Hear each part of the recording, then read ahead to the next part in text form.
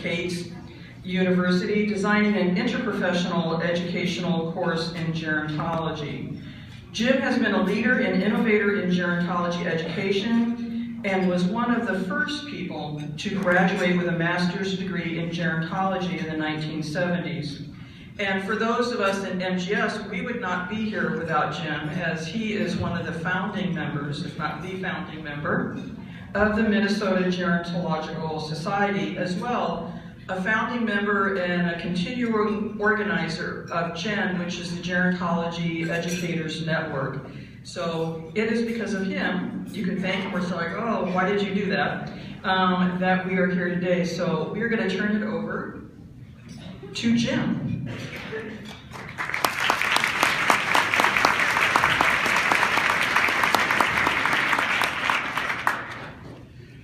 Thank you all. This is truly an honor to receive this award from MGS as Outstanding Gerontologist for 2015. As I accept the award, in the few minutes I have, I'd like to thank some important people in my life. First of all, I'm grateful to what I've learned are many friends and colleagues who nominated me for this award. I really appreciate these friends and colleagues taking the time and putting the effort to do that. Secondly, in particular, I want to thank some mentors who helped shape me into the gerontologist that I am for this award. Mentors, I think, are important to all of us, but particularly to those of us who worked in this field for many years. A few of those mentors who unfortunately are no longer with us, but I want to single out, are Ray Crevoy. Ray was a geriatric nurse at Jewish Family and Children's Services. She was one of the first graduates of Metropolitan State University.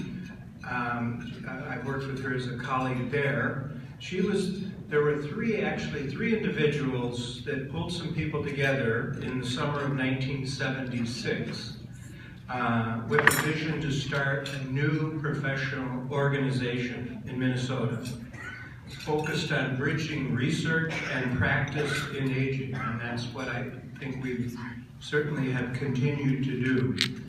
A second mentor was Norm Borstrom, and if you were here this morning, you heard the Borstrom lecture.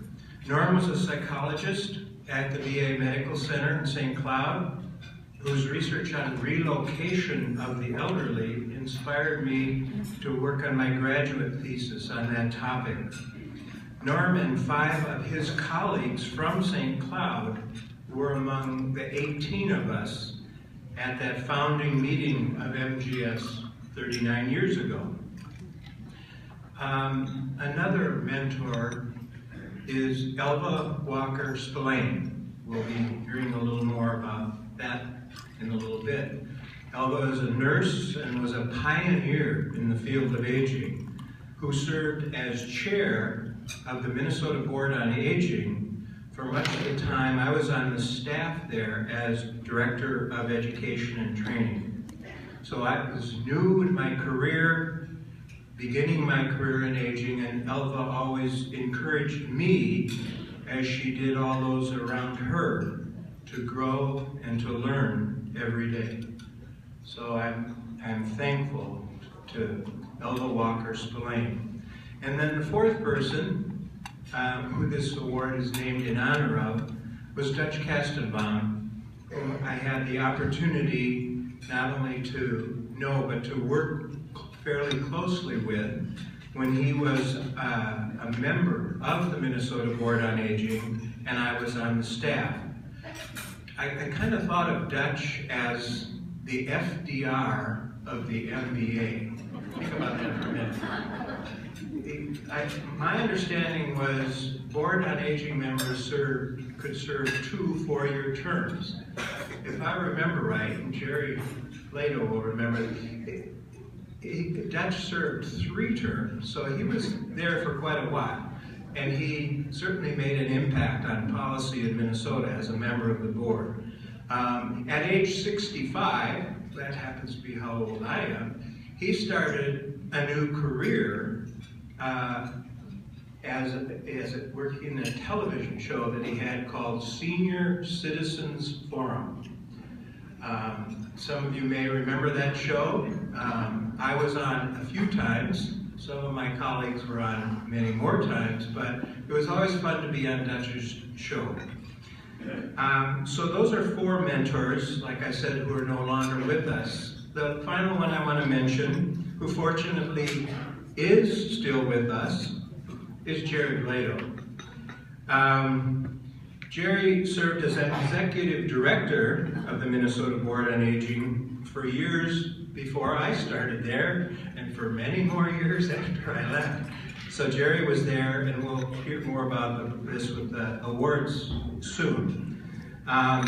Coincidentally, speaking of the Minnesota Board on Aging, with Dutch and with Elva and with Jerry, I want to congratulate Jean Wood, who's the current Minnesota Board on Aging Executive Director, who we're going to also be honoring today.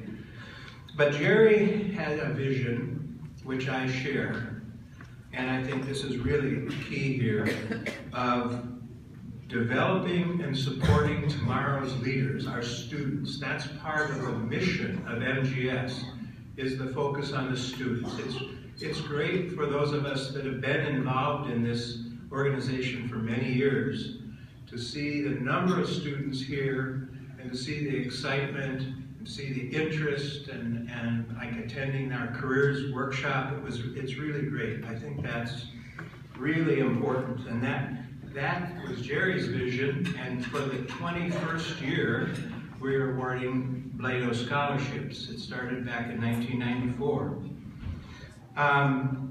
So having worked in governmental agencies like the Board on Aging and nonprofit agencies, that's been important, but my heart really is in education and in teaching. After 35 years as a community faculty member at Metropolitan State University, teaching in their Human Services Gerontology program, I left there last fall, 35 years, okay, ready to move on, at age 65, to take on a new job as a full-time faculty member teaching at St. Catherine University, as Phyllis mentioned. The program I'm teaching in is in interprofessional education, which may be a new term to some people, but I'm developing an interprofessional education and aging course that's going to be offered this fall. If you're wondering what interprofessional education is, it's when 2 or more professions learn with, from, and about each other to improve collaboration and quality of care. Sounds a lot like gerontology as a multidisciplinary field. And why do I bring this up? Because as a college teacher, something I'm very proud of is the hundreds of students I've had an opportunity to teach. But in addition to teaching, there's so much that I've learned from them, with them, and about them. So these students have served as my mentors as well. I strongly believe that our students are our future, and it's great to see many of those students. I ran into one this morning who was a student, graduated in 1978 from the program I was teaching in. Finally, speaking, there is a finally here, speaking of the most important people in my life, I want to acknowledge from my immediate family, my wife. We'll have been married 44 years this summer, Jan Tift.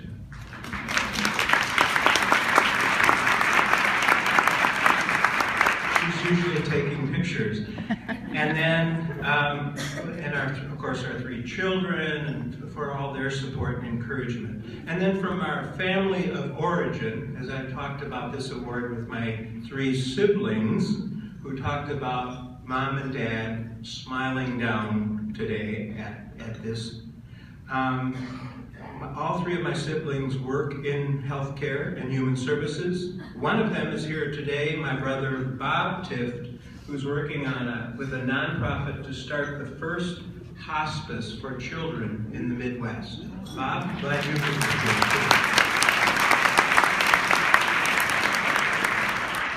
So it's a tremendous honor to receive this award and to be recognized by you, my peers in gerontology. Thank you.